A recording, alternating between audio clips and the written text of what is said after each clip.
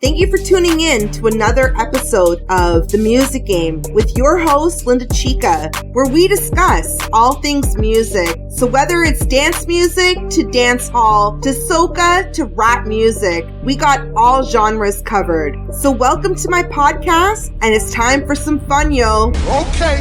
Yeah. Yes. A huge shout out and thank you to this week's sponsor. This week's episode of The Music Game is sponsored by Donato's Salon and Spa. Thank you, Kirsten, my amazing stylist who keeps me looking fabulous. They are located all across the city in Mississauga, Etobicoke, and North York. And guys, Kirsten is amazing. She keeps my hair brass-free and always looking fresh. I have super thick black hair, and as you guys already know, my hair is completely bleached, very, very blonde. And it's all thanks to Kirsten for keeping me looking so good. So thank you, Kirsten. You do an amazing job. If you're looking for an amazing salon, Donato's is the place to go. Whether it's for males or females, they will take care of you. Get in touch. They keep us looking so good. So thank you, Donato's. Thank you, Kirsten. And thank you for being this week's sponsor.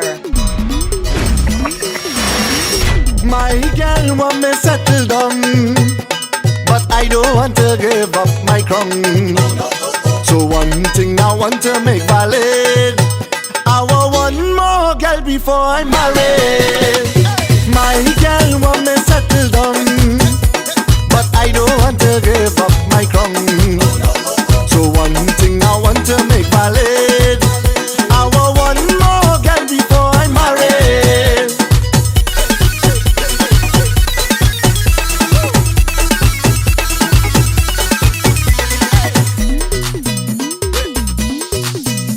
I do a plenty, not 19 or 20, just one for me bachelor party. And if you let me, I go be real happy. Baby, then I know for sure how much you love me. My girl want me settle down, but I don't want to give up my crown. So one thing I want to make valid, I want one more girl before I'm married. My girl want me settle down, but I don't want to give up my crown. So one thing I want to make valid, I want one more girl before I'm married.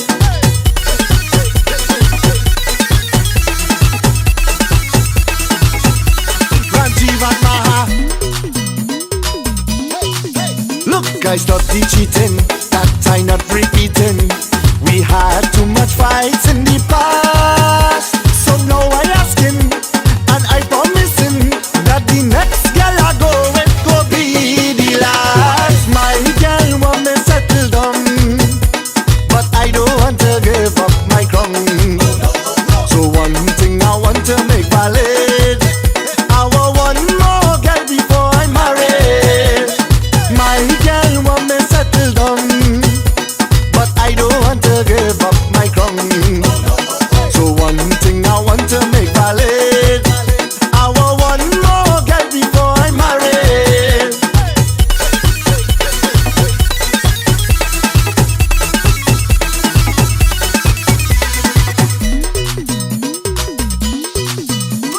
My girl want me settle down, but I don't want to give up my crown.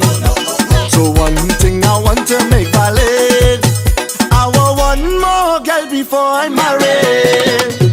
My girl want me settle down, but I don't want to give up my crown. So one thing I want to make valid, I want one more girl before I'm married.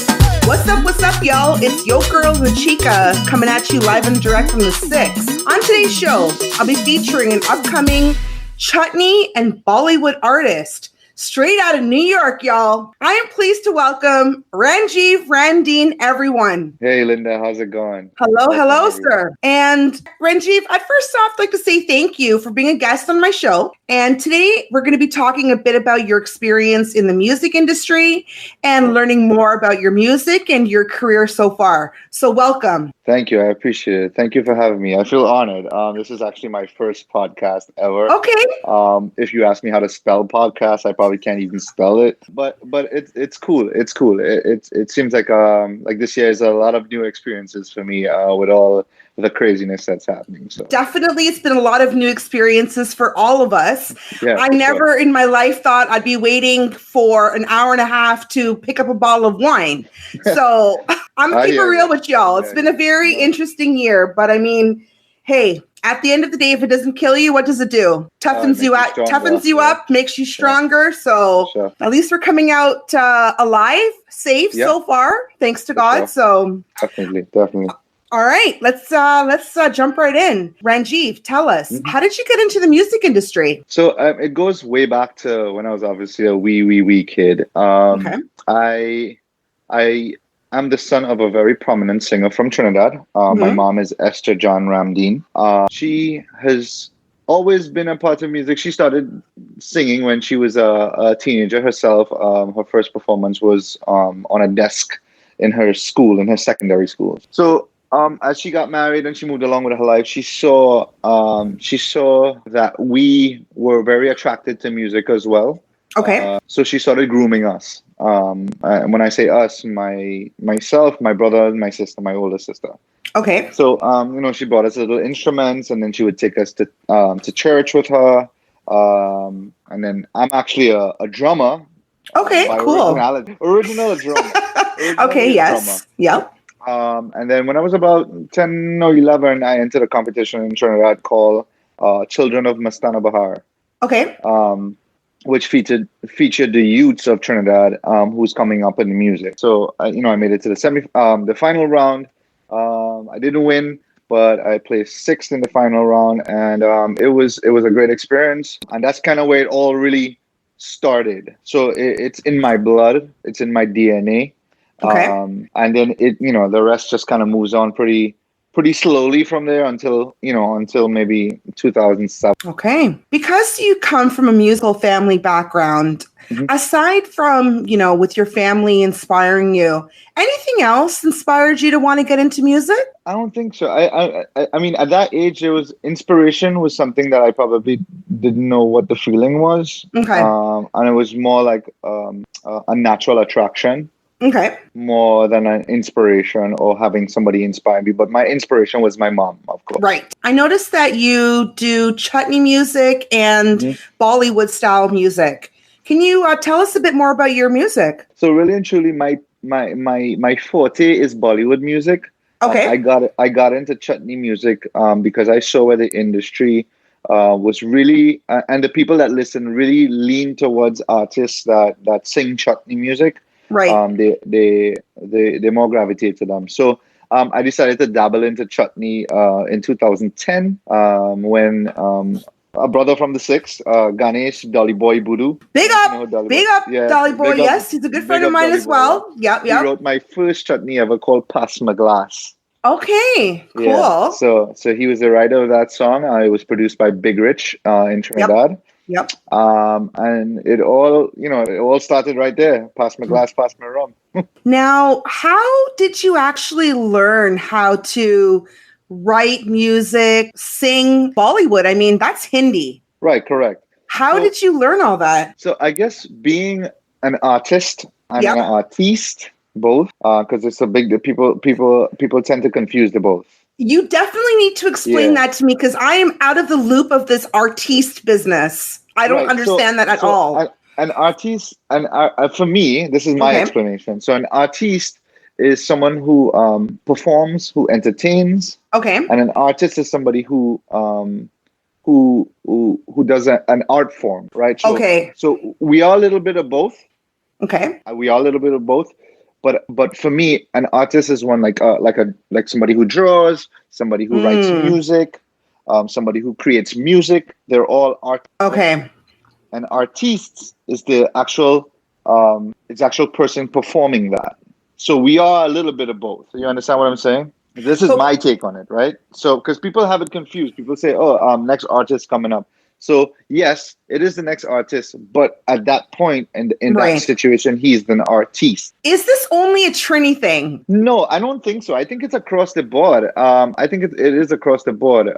But people don't use the term in the right spot. So it's like there and there, right? So it's like there, which is location, and there, which is ownership. Right. So I refer to that because it makes perfect sense when you explain it like that. So there's an artist and there's an artiste. Okay, because I heard the term typically amongst Trinidad artistes, I would have to say, because I mean, I would consider them like Ravi B or KI, they're artists, but no, they're like, no, Linda, I'm an artiste, and I'm not like, I'm trying to learn how to exactly differentiate the two, and so it's when you're performing and.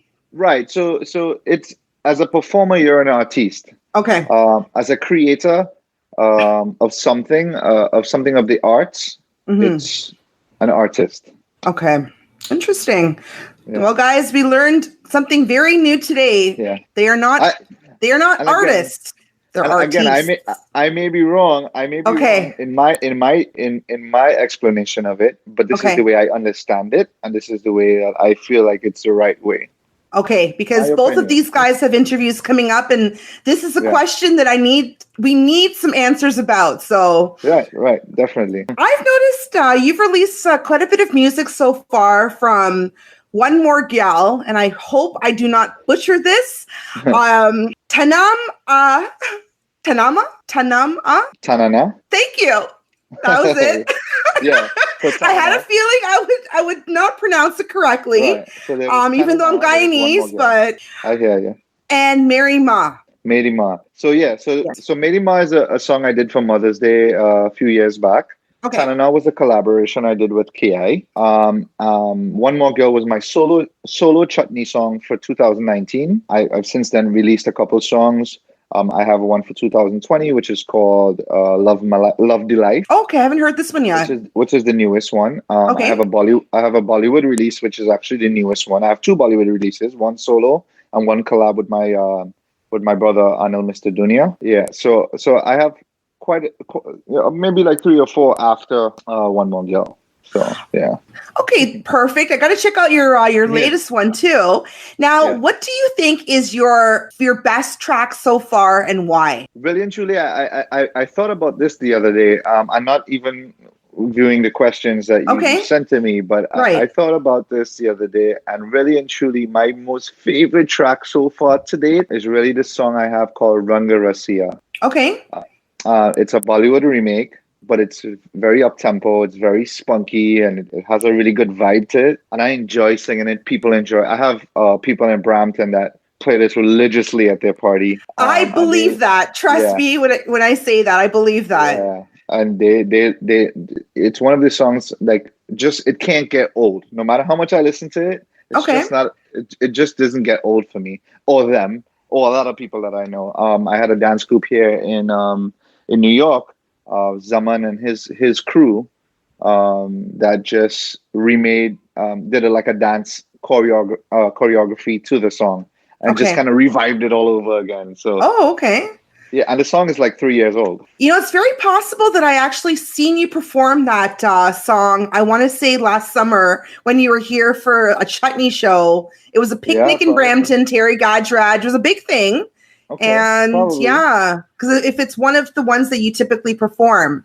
Yes, it is one of the ones I typically perform. Okay. Yes. Now, can you actually describe your music making process? Like for myself, once I hear a beat, I already start formulating the lyrics in my head. Okay. I just can't just start putting lyrics together. I need to have the beat to make my flow go through. What is your music process like? So my music process when it comes to let's say an original chutney song, right?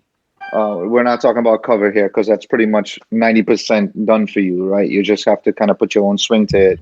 But when it comes to original music, we start by finding a melody, Okay. We start with the melody before we do anything else. We have to get a melody. Once I get a melody, I sit down now and figure out which way I want to go with the song. What's the concept of the song? Do I want to go girls? Do I want to go rum? Do I want to go, love? Whatever the case is. Okay.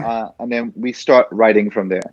Once we get a chorus, the song's pretty much done because a verse is like the easiest thing in the world. Right. So once we get a chorus, and the chorus has to be the strong part, because that's where the people do the sing-alongs. They don't really sing the verses too much. I mean, you get some people that really listen to your song over and over, and then they could recite it word for word. Right. But the chorus, and that method that we use, and I've learned this from my brother Ki, it's a question and answer. That process. So you ask a question, and then you have an answer to it. So it completes it's like a complete process, right? Right. So I would say, hey, what's your name? And you'd say Linda. So that's a question and answer that had a complete, so we could move on from there. Right. Right. So it's a question and answer process. When you ask the question, there must be a great answer to it, or something very strong to it. And that's how you leave the chorus, with a proper answer. And it's interesting that you said that, because I actually visualized K.I. asking, when they asking me how I live in so nice, his response, I never wrote the same girl twice. So it's a question he's asking, and he's giving the response back. So I like how you explained that. That actually definitely puts a lot into perspective. Yeah, it does. It really does. It's the thought process. It actually completes the song. Exactly. It's a formula, right? Yeah. So everything, there's a formula. Every math problem, there's a formula. Every problem that you could a mechanic will find in a car, there's a problem. There's a formula to fixing it. Right. Life is about formulas, right? Right. There's always a solution to a problem. I like that. Yeah. Now, what are your musical goals in terms of recording, producing, making music, traveling, doing concerts, touring? So really and truly, I mean, I'm super humble when it comes to that stuff. I'm very, very passive. I'm a passive person by nature. Okay. So yes, I go get it, and I go out there. And a New Yorker is passive? Yeah. Believe it or not. Sorry, I had to call that out. Yeah. No, I am. The thing is with touring and seeing myself and how I do things. Yes, and most of my gigs are private gigs, and I do a lot of weddings, sweet 16s, birthday, anything, divorces, whatever you want to, whatever it is. Yeah, I do it all. Okay. You call me, I'll do it. But I really am very headstrong in keeping my culture alive as long as I can. Excellent. And bringing a higher quality to it, and giving them the best version of me. Right. And giving them the best version of me pretty much means with the music that I put out, make sure it's I don't put out nothing. I don't put out music just for putting out music. I literally beat myself into a pulp to just make sure that like what I'm doing makes sense. And if it doesn't make sense to me, this wouldn't make sense to anyone. And that's the way I feel. Right. So I really, really, really critique myself hard. I am my biggest critique. And it should be like that for every artist, you get the I mean, I'm not to even say this, but I'm gonna say it. But you get the artists around us that's being fed all the BS by the friends and the family, saying, "Hey, you're the best. Keep going at it." I'm not correcting their mistakes. I'm not saying, "Hey, maybe you should go back and sing that, or maybe you should fix this, or maybe that doesn't sound right. Maybe that topic is really not the best topic to talk about." You don't have people like you have real people in your life, right? So you tend to make a fool of it. So what I do, I critique myself. I give it to my peers, Ki, Mr. Dunia, Dolly Boy, whoever, Vikas Saha. They all are in my musical family. Mm-hmm. And we critique ourselves and we say, hey, listen, is it working? If it's not working, we go back to the drawing board, and that's how it is. But, really and truly bringing the best version of ourselves to the table is what I strive for. Right. Because for too long, our culture has been laughed at as chutney music. People don't listen. Still being laughed at, I would think. And still, I agree 100%. Yeah. I'm working very hard with everything that I've been doing. Yep. To really, really limit the amount of people that laugh at our culture and our music. So right. My friend, you have my support 1000%. We're going to get into more initiatives in a bit. That's coming up now. having recorded some music, over the past couple of years, what do you wish you had known before that would have really helped you when you first started? Really and truly, I wish I had known how to play play keyboards. Okay. Being a better pianist or keyboardist, or however you want to put it, Right. I think would have. I mean, if I knew half of what I knew now back then, I would have. My initial songs would have been of much better quality because I burn to learn kind of way. You understand? Mm-hmm. And now that critique process happens instantly from music production, vocal recording, final product, final mix and master, everything. Right. So I wish I knew as much as I knew about the industry now and what really people gravitate to, because I really and truly you'll never know what people gravitate to, because today you could sing about rum and they don't like it. Tomorrow you sing about rum and they like it. Mm-hmm. So God knows whatever side of the bed they wake up on, So, that's true. And I mean, yeah, it's a tough market too. The genre itself is not an easy genre that you've chosen. Oh no.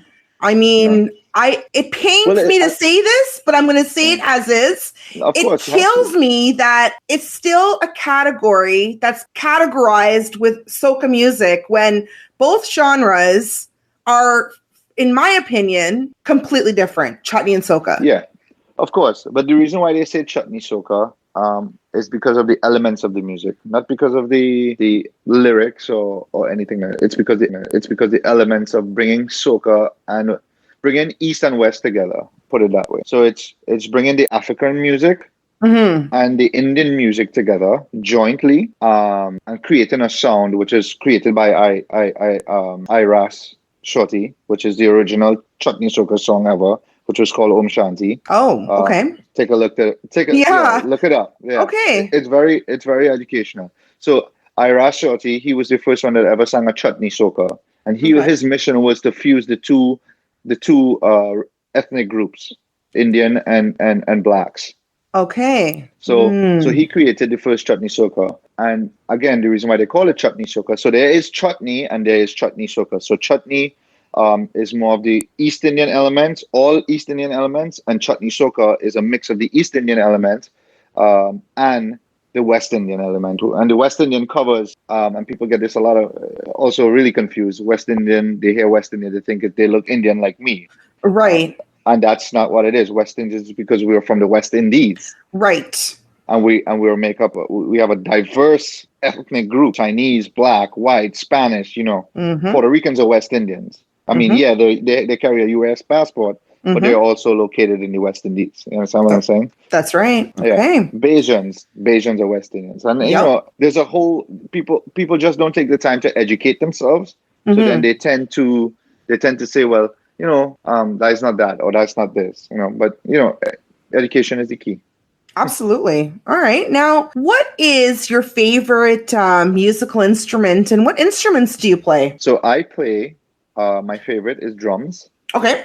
And I am very proficient in tabla and dolak. Excellent. Yep. Yeah, I'm sure you're familiar with it. For our listeners not familiar with these instruments, please explain them. So the tabla is made out of goat skin. Yep. And it's covered by two cylindrical, I would say, pots-looking things. The skins are pulled so tightly that it creates a sound, a vibration. The vibration creates a sound. One's very high-pitched and one's very low-pitched. So there's a treble and there's a bass. Okay. So that's how you create the sound. And a dolak is the same way, but it's just one big cylindrical with two openings on the end. And the skin covers both sides. One side skin is pulled very tightly to create the treble sound. And the bigger side, but I should say that one side is a little smaller than the other. One's for the treble, and the bigger side is for the bass, and that creates a bass, like a bass sound, bass vibration. So that's called a dolak. So you play tabla, dolak, and are you learning keyboards or you're perfecting it? Over this COVID period, I've really dug deep and learned a whole bunch of new things I wanted to learn that I never had time to. And keyboards was one of them, learning just the key structure and, just kind of working my way around creating a sound or a melody. Right. And yeah, that's pretty much it for now. I wanted to get into guitar soon, but let's see how that goes. Hey, it's all part of the whole process, right? I mean, the more, and again, knowledge is power. And the more that you're able to do yourself, the only person who's going to win is you. Of course. Right? I mean, I was struggling for graphic artists for a long time. Okay. Trying getting artwork done for my song releases and things like that. And like, over these last 3 months, I taught myself Photoshop, and Perfect. now I'm creating for myself, and I've offered my newfound knowledge of Photoshop to all artists, and I told them it's free of charge. I just want to make sure. I'm sick of the low quality stuff that they put out to release a song, and I've offered and I've a couple of people has taken me up on the offer, and I've done a couple artwork for some pretty popular people in Trinidad, and I'm going to continue to do it. I'm doing it free of charge because, like I said, we do need that higher quality of visual. Absolutely. It's all part of the package. I mean, that is the first thing that you see. And if you already see it's, half-assed, what are you going to already think of? You've already decided how the music's going to go. You've already judged it. Just remember, like, people judge books by their covers. Exactly. So that's excellent that you're able to do that, because in this industry, it's not the cheapest industry to be in. Everything is freaking expensive. Learned that the hard way. But I mean, whatever you're able to take care of yourself, whether, you teach the skills how to build your own websites, do all the artwork for your covers and all that stuff. It's money going back in your own pocket. No, I agree. It is. I'm just happy to be able to extend it to the people that need it. Because a lot of people struggle with this issue. Right. And I'm just happy to help, Perfect. And I mean, that's one thing that I do as well. Like, I just will sit there and teach myself whatever it is with the cover arts, with the websites. If I don't know how to do it, I'll find a way to make myself learn how to do it, because in the long run, it's all benefiting to you. No, of course. I agree.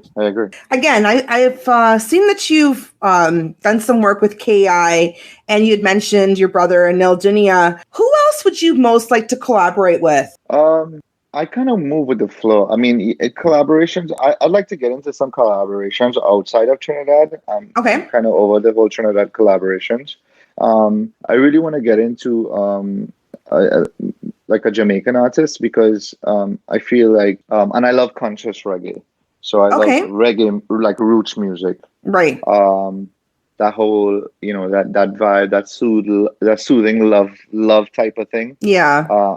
That's my kind of style of reggae that I love listening to. Like 2005 reggae was like the best reggae for me ever in all of reggae that I've ever listened. But yeah, I'd like to get into a collaboration with a Jamaican reggae artist, somebody like just to drop names, but probably will never happen. I mean, hopefully it does one day. But like Ja Cure, or Egyptian kind of vibes, or Taurus Riley, that type of music. Okay, well, put it in the universe. Yeah, they say put it into the universe. That's it. The law of attraction, right? That's it.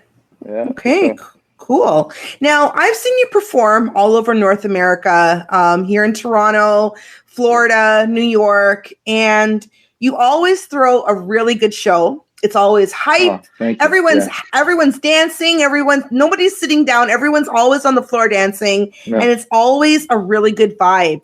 Now, what do you enjoy most about performing? I think, and I love this question, because really and truly, it's not about being on stage. It's about the connection that I make with the people.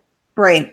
And if I don't have a vibe, then my performance would be like total trash. Right. Because I live off of vibes, right? If I meet somebody on the street, I'll know if I continue having a conversation with them for the next 5 minutes, or, hey, hello, nice to meet you, and keep it moving, right? Right. So I live off of vibes. So if I can get the audience to, and most of the times I do, I'm pretty efficient at getting them on their feet, whether it be a Bollywood song or a Chutney song. But if I can get them to really just kind of let loose and enjoy themselves, it creates a vibe that that drives me to just give them more and be the best that I can while I'm on that stage. And it's, it goes with everything, man. It's just that vibe, you got to feel that vibe. Absolutely. Yeah. And you do see it. I mean, I'm the person watching the show. So right. I see the vibe with the audience and I see your vibe, and it's like you're feeding off of that vibe, that energy. Of course. And see with the audience. You have to speak to them, you have to interact with them, you have to Yeah. make them feel a part of what you're doing, which is Right. most important, Yeah, they paid money to come in, and whatever, but they want to feel a part of it. Like I'll leave the prettiest woman in the crowd and pick the oldest lady and grab her hand and sing for her. I think I've seen something like that before. I was trying to think, was it you or was it Randy Ramdeen? I know I did see these types of things happen before. Yeah. So that's what we would do. We vibe like that, that's what I do. I vibe like that, Right. And I feel like that connection and just you want to make everybody feel a part of what you're doing, so Absolutely. Now, what is the best compliment that you've heard and received after a show? Boy, you're real mash it up, boy. Spoken like a true Trini. No, not really. That's not really it. But people, I don't think. I think you get all sorts of compliments, as in, hey, you have a great voice. Keep doing what you're doing. And I think those are really ones that hit home for me. It's just continue what you're doing, man. You have a long way to go, and you're really good at what you do. Right. And I take those with a grain of salt, and I don't let it get to me. I stay humble, and I just hit the next stage and try to do better than I did on this stage, You got to. I mean, the music game is one of the hardest games out there, and staying humble is how you keep climbing the ladder in this game. Right. I've seen a lot of people that are holes. Mm-hmm. So, you know what I mean? At the top of the game. And I'm like, how? Why? Yeah, I believe it. Yeah. Awesome. Well, you recently had the Rising Challenge initiative, which I got to say, I was so impressed seeing this because there is no competition out there for our next generation. Yes, we do have the Chutney Soca Monarch in Toronto, in New York, in Trinidad, and all that stuff. Granted, these are for artists who have already established themselves. But most of the time, it's for artists that establish themselves. Yeah. Can you actually tell us a bit about your initiative? Because I think it's absolutely fabulous. Yeah. So it's called the Rising Star Challenge, and let me say because I started last year by myself. I had an idea. I woke up one morning with an idea, and I was like, how can I? I'm getting much older. My counterparts are getting older, and I look back. And there's no one behind us, and it's scary when this is like you're on the edge of a cliff, and you're hoping that somebody's behind you to help you, or grab you. And when you look back, there's no one, and that's how scary it was. That there's no one behind us to take our culture, the torch of the culture, and keep it going. So I was like, how can I go about making a difference in our culture while still getting a brand new face to the table and fulfilling a dream of theirs. Mm-hmm. So I said, you know what, let me try a singing competition. There's tons of them all over the place, but, so I did it last year. I had like 4 entries. People didn't really take me serious. I had 3 people that was really on top. And I said, you know what, I'm going to make you guys the 3 winners because you took the initiative to come forward when nobody else when nobody else would.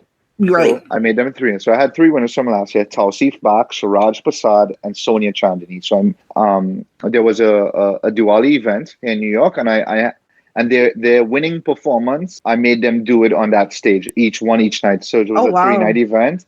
One night was Ravi B, one night was Ricky Jai, and one night was myself.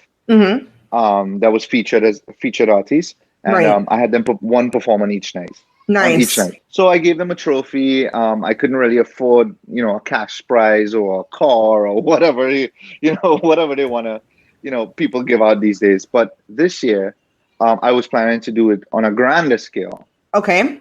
And then I got slapped with COVID. Right. And then I was like, okay, back to the drawing board. How do we still go about doing the Rising Star Challenge? And then I started teaching myself the virtual world. The virtual world now became a whole different language to me. It was like trying to learn a whole new language. Right. But as in this situation with Photoshop, I dug deep and focused, bought some equipment, and said, hey, let me do some reading. Let me watch some YouTube videos.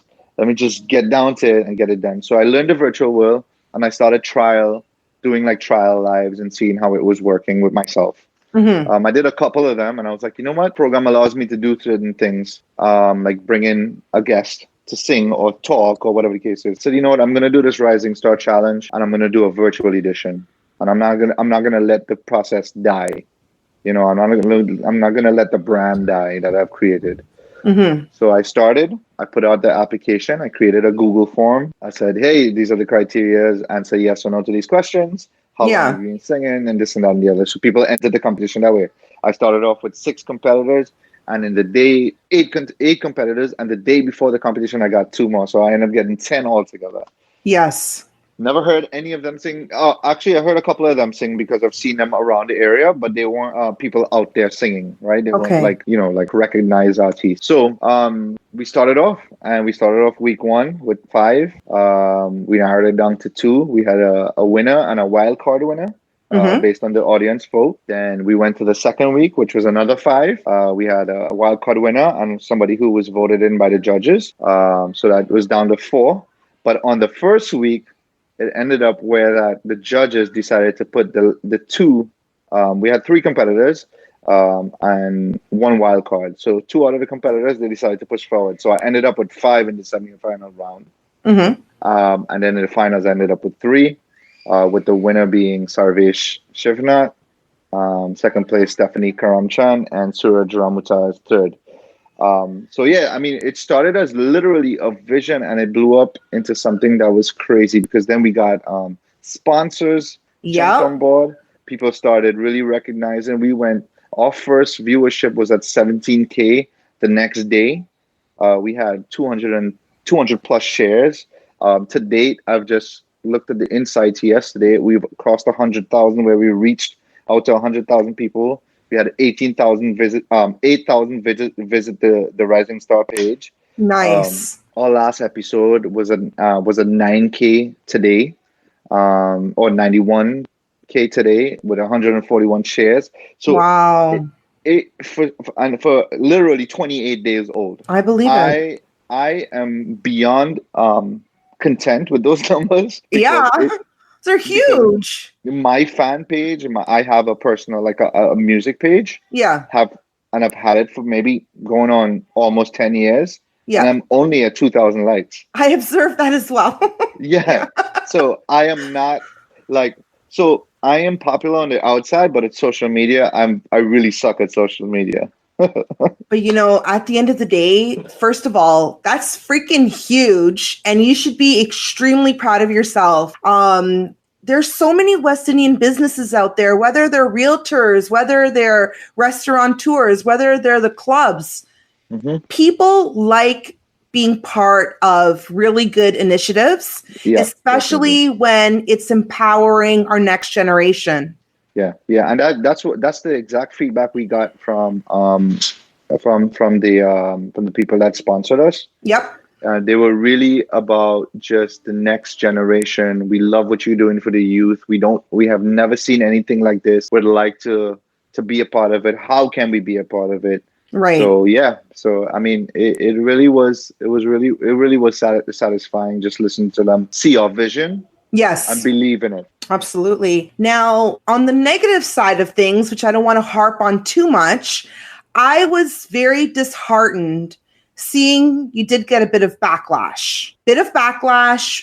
And the one thing that I don't understand is individuals were not too impressed with how the judging went, which is weird because you had Terry Gadraj, you had Ki, you had Naval. These are industry leaders. Who knows music the way that they do? Guys who've been in the industry forever, putting out bare music for years. Can we talk a little bit about that? Because help our listeners understand what happened here. I think it was more. It was a lot of disheartenness because I think people expect the competition to go how every other competition goes, very biased, right? Very one-sided. Because because someone has 1,000 votes over somebody who has 800 votes. The 1,000 votes are supposed to automatically win because the people decided that. No, it doesn't go that way. It goes. This competition was to actually bring a higher quality, like give somebody a chance who brought higher quality to the table and groom that higher quality, groom what we see. Now, all 10 contestants, don't get me wrong, were very, very good. Right. But the judges and I had no part or partial in the decision making when it comes to who moved forward. I left it up to the judges, and I took myself out for a reason. Both my sister's two sons were a part of the competition, both singers, and I was harder on them than I was on any other contestants. For sure. And this is a learning lesson for them. I've entered Chutney Soca Monarch so many times. I've never made a finals. 5 times or 4 times. That's I've never been to a very tough competition, and I'm not going to get into those politics. No, I and you know what? Maybe it is politics, or maybe it's not. Who knows? I would never know. I'm not on the inside. But what I'll tell you is that I don't let it stop me. Right. I don't let it stop me. And this is the problem, right? So people think, because let's just use a scenario. So my daughter is in the competition. Because my daughter's in the competition, and the whole neighborhood I live in vote for her, and tell her that she's the best thing out there, or tell him that he's the best thing out there, which means he's supposed to win this competition. That makes no sense, though. Exactly. So how does that make any sense? Well, you see, people don't see past their nose, right? Clearly. So I was kind of put in a position where people were calling me biased. They were saying that this competition was already set before it was even done. And I didn't appreciate that. So I spoke out on it, and instantly it stopped because I made my point very clear, and I was very serious about it. Because this is not what this competition is about. And it's not about who's better than. It was literally to give all 10 people a platform to really express themselves in their best way possible. Right. So, and I mean, you did a really good job with it. I'm looking forward to seeing what we do next year with it. You got a year to plan for it. So Oh yeah. And the wheels are already turning. We're trying to figure out if we want to go international. And international really means international is like branching off into Canada, and the Caribbean, or just keeping it to the US and US and Canada. Because we have nothing like that here in Toronto. Oh yeah, I mean, up until last year when the CSN came around, I never really heard of anything as such. No. Maybe it's been on a very small scale, if it has been around, and I'm pretty sure it has. Okay, but, we just didn't know. We didn't hear about it. It wasn't advertised or properly or anything like of that sort. Okay, well, stay tuned, guys. Definitely exciting things potentially coming to the 6th. I can already see the wheels working there. So yeah, most definitely it is. Great. And now all careers come with their own set of challenges. And I mean, we know that the music game, again, we said it earlier, is not an easy industry. It's definitely a very tough game out there.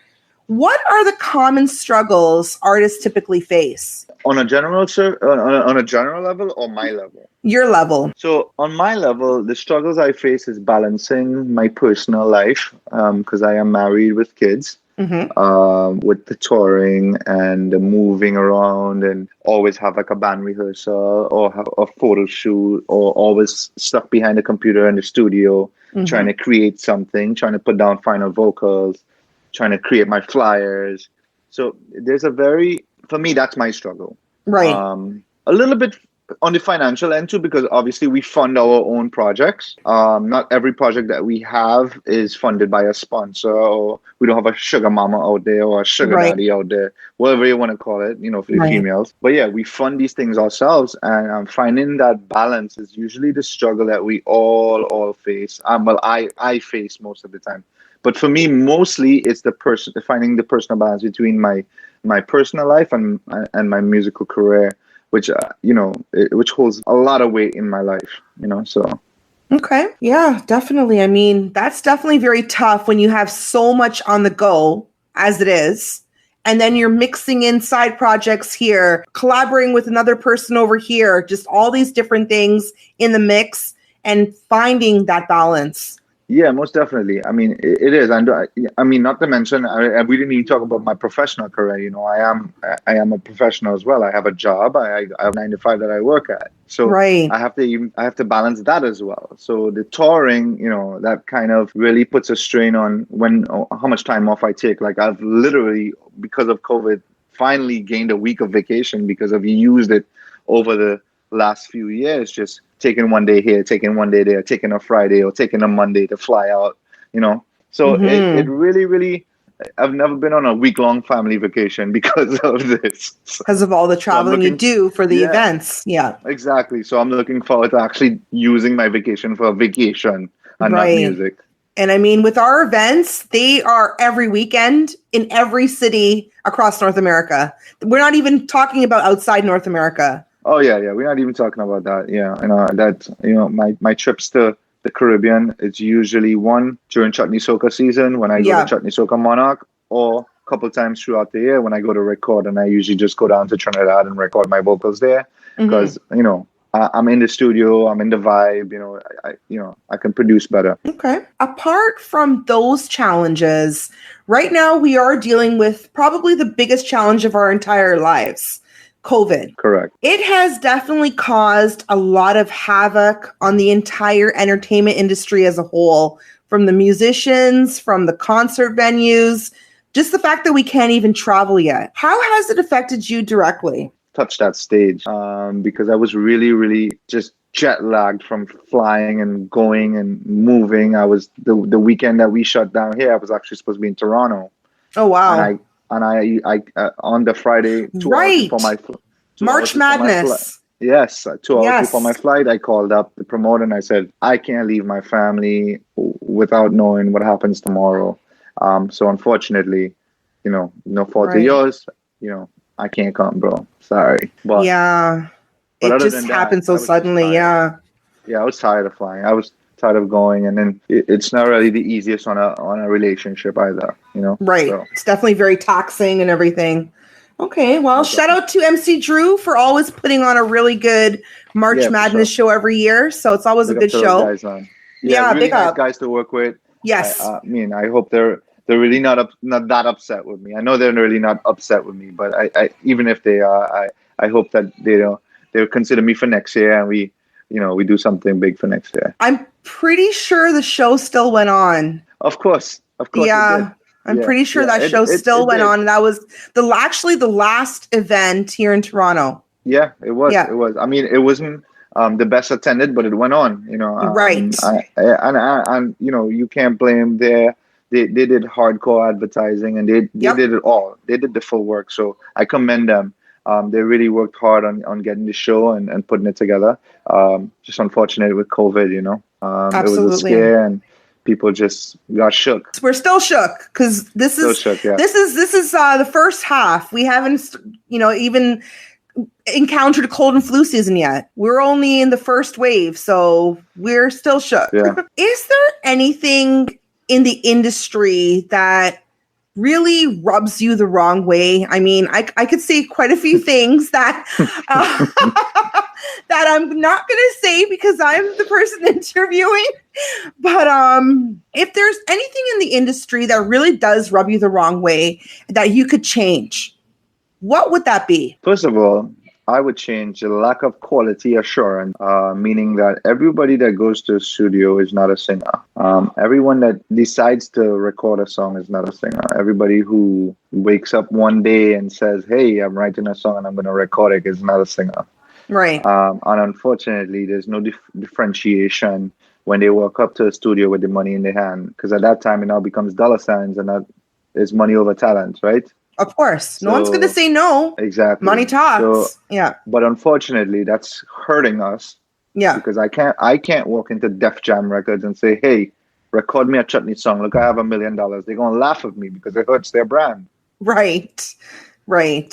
No, that's not going to happen. Exactly. And people think, and you see, because you think our industry is so small, it will always stay small, that you could do things like that, because they think we are just scratching the surface, and probably not even, we're now feeling this itch to scratch the surface. We haven't even scratched the surface yet in the musical realm. It still has to be its own genre one day, to be a recognized genre. I mean, you guys are putting in so much work, dropping tracks left, right, and center. Really, really cool track. I mean, I grew up listening to hip hop. I was never, even though I'm Guyanese, I was never really exposed to anything more than like Babla Kanchan. And even that is still like, I'm still shooting for the stars there because I don't really know the genre that well. But I mean, everything I've heard over the years, you guys are doing such an amazing job, but it's really unfortunate that A, it's still not its own genre. Right. B, I feel that there's so much divide out there that... So, I agree to disagree on it's not its own genre. I believe it is its own genre, but it's just a not recognized genre by the Western world. Right. Where the Americans, you can't walk up to any American student and say, hey, have you ever tried to record a Chutney song? And they'll be like, what the hell is Chutney? Is that a food? Yeah. Exactly, because the only thing they relate Chutney with is Indian food, like East Indian food. So, and the funny thing that you actually said that, because Dolly Boy, he wants to do a project with me, something on the lines of like a DJ Snake type of vibe. Right.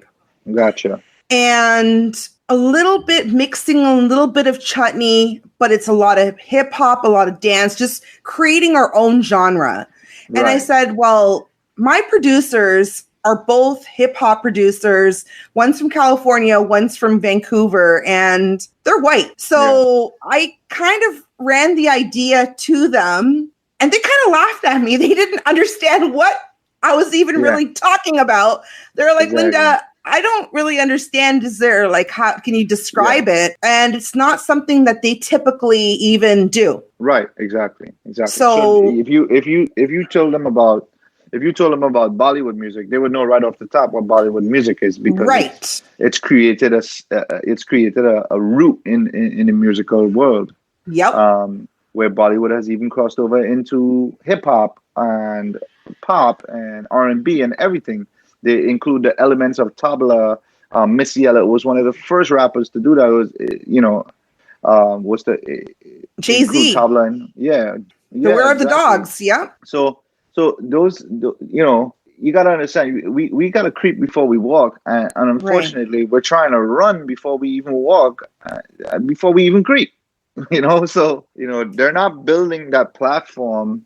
You can't build a house and then want to build a foundation after. You got to build a foundation and then build a house, and it's a reverse process that they're all working in, and their mindset is all reversed.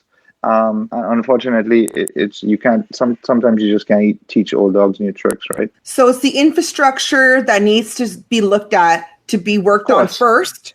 Of course, most definitely. Start building the infrastructure, and I mean, this music has been around for centuries. So we're really behind, is what you're trying to say. Yeah, we're behind. We're much like we probably not even in my life. We'll see. And it's sad. As funny as it is, it's not funny. It's not funny though. I don't know why we're laughing. Because a lot of people eat off of this genre. Right. This is their bread and butter. This is their livelihood. Okay. Of course. And I see where it's just been a struggle for them, and as much as they try to cross over, doing a song with a reggae artist or doing a song with another soca artist or whatever the case is, doesn't mean you really crossed over. It means that you caught the attention of that artist. Maybe you had a good vibe at that point, doesn't mean it's going to be the same for all your songs moving forward, Right. It's or a maybe hit and they miss. did really well. Right. Because money makes people do all kind of crazy things. We just had that chat about bringing that to Def Jam Records and see what they'll say to you. Yeah, exactly, for sure. I don't even know if you'd even get the interview to even get that opportunity to even position your track in there. So, all right. Now, what advice would you give someone wanting a career in music? I heard my good friend Nival Chaitlal say this the other day. Super talented singer. He said this the other day. Educate yourself. Educate yourself. If you want to become a singer, become educated in what it takes to become a singer, the formula to becoming a singer, the way you become a better singer, and you can never be perfect at singing. You're always in a learning. It's always a learning process. Always a learning process. So educate yourself is what I would tell somebody. Learn an instrument. Okay. Go and take professional vocal training if you're an aspiring singer. If you're an aspiring keyboardist, go learn how to play the right way. Go understand the basic formulas of left hand, right hand playing. Do it the correct way, and you will get the correct results. Right. Okay. That's excellent. Do you have any upcoming projects? I know we just wrapped up the Rising Star Challenge. Yep. Anything else that you have on the go that you'd like our listeners to know about? Well, moving forward, I'm just going to continue working on the Rising Star Challenge, bettering that. And then I'm just continuing to work on my musical side of things where I put out my new tracks. I'm actually I started recording vocals for my brand new track that I'm going to release probably next week, hopefully, if time is on my side. And I'm just going to continue putting out that higher quality, Okay, excellent.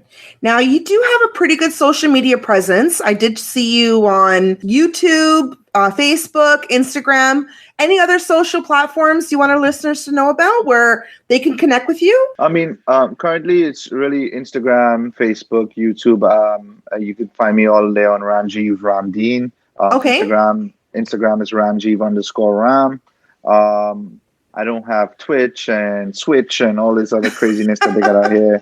I think it's when you spread yourself so thin, it becomes very you kind of have to have now a social media manager just dedicated to that. Sorry, my income doesn't allow that. So, but I mean, social media it's free platforms that can be seen by millions of people. Why not invest the time with yourself to really push that further? So I invest the time by doing it myself. So I attack Instagram and I attack Facebook. And I kind of just focus on that. My YouTube channel, I've just really kind of branched off more into it. Yeah.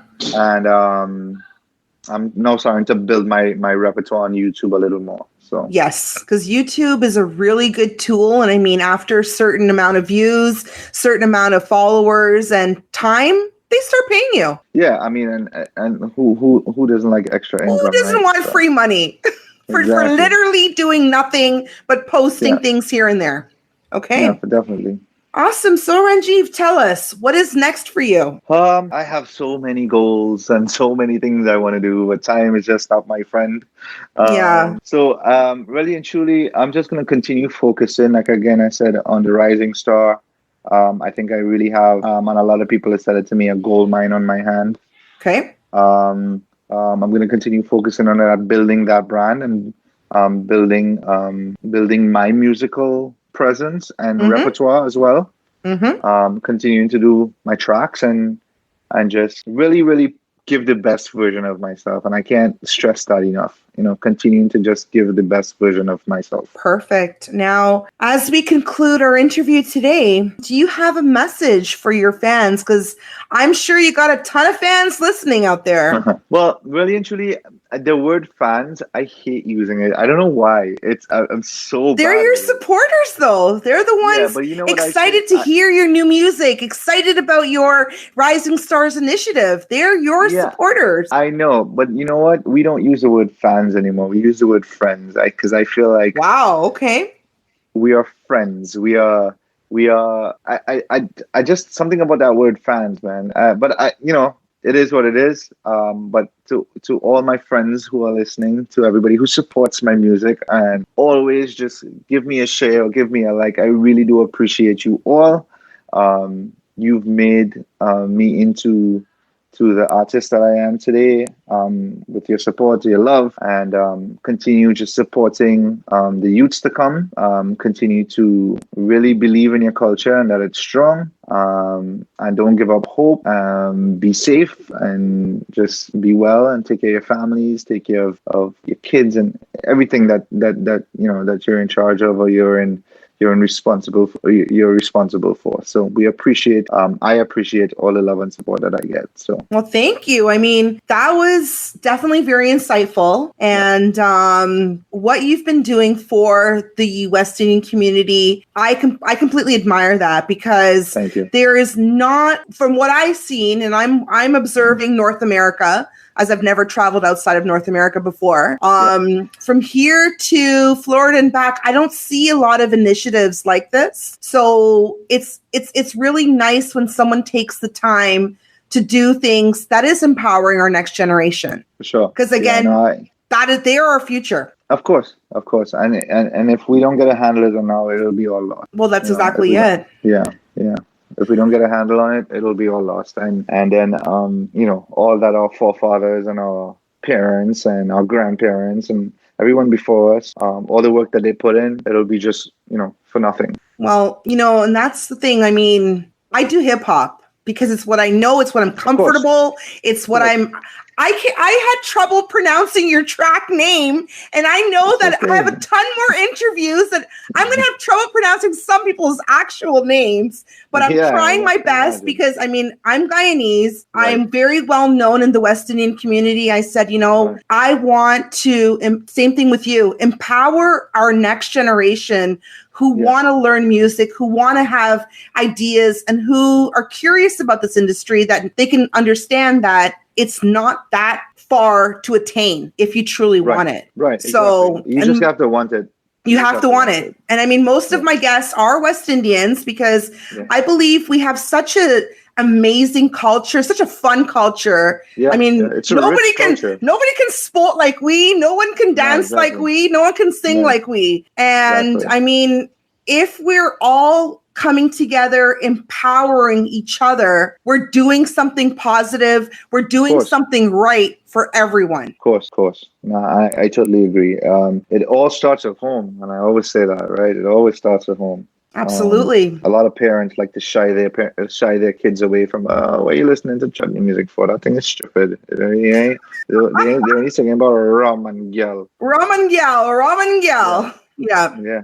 I mean, and that's part of the infrastructure that I was speaking about, right? So I mean, it's not the greatest topic, but remember your days? You didn't turn out so bad, right? So why you were listening to lady drinking daru? Yeah, a scorpion sting me.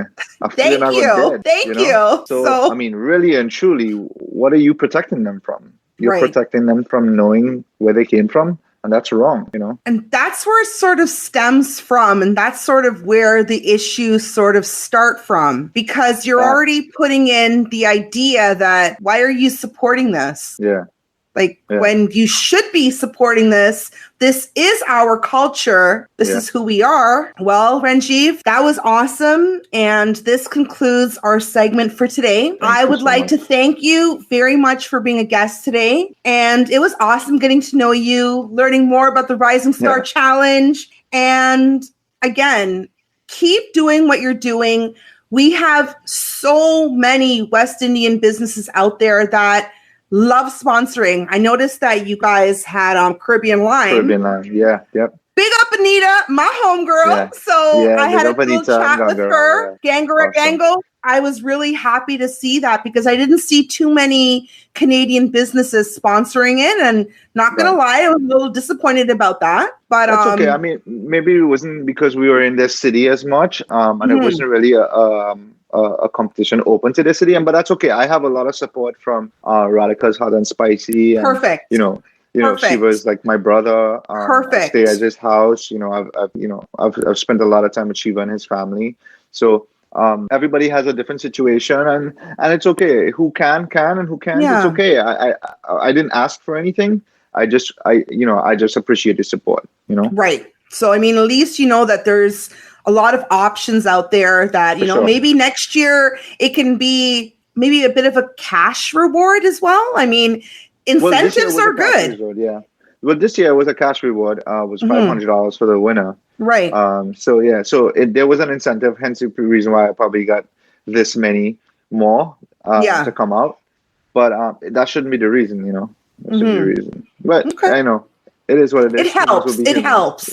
Humans will be humans. Yeah. That's it. That's what it is. I mean, money talks, right? At the end of the day. Exactly, for sure. And appreciate you keeping our culture alive. Keep doing what you're doing. I mean, fingers crossed, this whole COVID situation just finally gets under wraps so we can see you back where you belong on stage. And in my favorite country and city as well, which is Toronto. So I didn't know that. I would have thought Trinidad. Yeah, no. Most of I love Toronto. Is like my second home. Any opportunity that I get, show or no show, I'm there. I'm just waiting for come here quite August 21st because I heard they extended it to August 21st now. So hopefully the weekend after that, I'm going to shoot up to Toronto. I can't wait. Okay. Because I've seen you perform here. I've seen you perform in New York for these different types of events with Terry Gadraj and whatnot. Yeah. And Florida. I've seen you at some Chutney shows in Florida. Nice. Oh, awesome. Yeah. Thank you. So, but thank you so much. I really appreciate you even considering me to be a part of this. I feel honored. Thank you. Oh, I appreciate it. Well, guys, that's all for today's show. And I'm going to be leaving you with Ranjeev's hit song. Which song, Ranjeev? I think I'm going to give you this one, the latest Chutney song I did, which is called Love the Life. Okay. And I'd like you to play a Bollywood after this one. So I'll send you 2 of the latest ones. Okay, guys. So we get the treat of having 2 tracks. And thank you for everyone tuning in on today's show. And I hope you guys can join us again next week where our guest is our very own Guyanese Babu, Mr. Terry Gadraj. So hopefully you guys will be joining us. Yeah, definitely. I'll make sure I lock on and I'll take a listen. Thank you again, and thank you to everybody for listening. We appreciate you. Absolutely. Thank you, Ranjeev. So guys, that's a wrap. Ranjeev, let me go. When I was a young boy, my mother tell me, don't worry about nothing, just be happy. I love the life I live in. It's just a wife I'm missing. I love the life I live in. It's just a wife I'm missing. When I was a young boy, my mother tell me, don't worry about nothing, just be happy. I love the life I live in. It's just a wife I'm missing. I love the life I live in. It's just a wife I'm missing. Everybody know, let me go. Hands up, hands up. Hands up, hands up. Hands up, hands up. Hands up, hands up. Hands up, hands up. Hands up, hands up. Hands up, hands up. Hands up, hands up. I'm going in a wedding by my family, and they asking when I'm getting married. But I live in my best life, I'm not ready for no wife. Stop playing matchmaker for me. I love the life I live in. It's just a wife I'm missing. I love the life I live in. It's just a wife I'm missing. When I was a young boy, my mother tell me, don't worry about nothing, just be happy. I love the life I live in. It's just a wife I'm missing. I love the life I live in. It's just a wife I'm missing. Everybody know, let me see you know. Hands up, hands up. Hands up, hands up. Hands up, hands up. Hands up, hands up. Hands up, hands up. Hands up, hands up. Hands up, hands up. Hands up, hands up. Story is 1 girl, is 2 girl, is 3 girl, is 4. I live in my best life for sure. So stop all the complaining, it's just a song I'm singing. So take a drink and live life some more. I love the life I live in. It's just a wife I'm missing. I love the life I live in.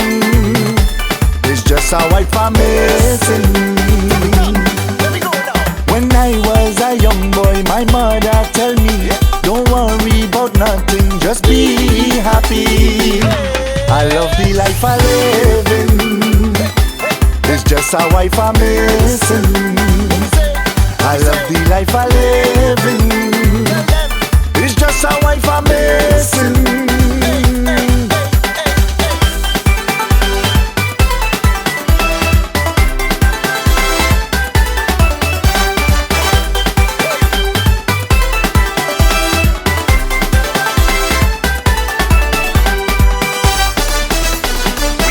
Make sure to tune in again next week for another exciting episode of The Music Game with your host, Lyndachica. And that's a wrap, yo.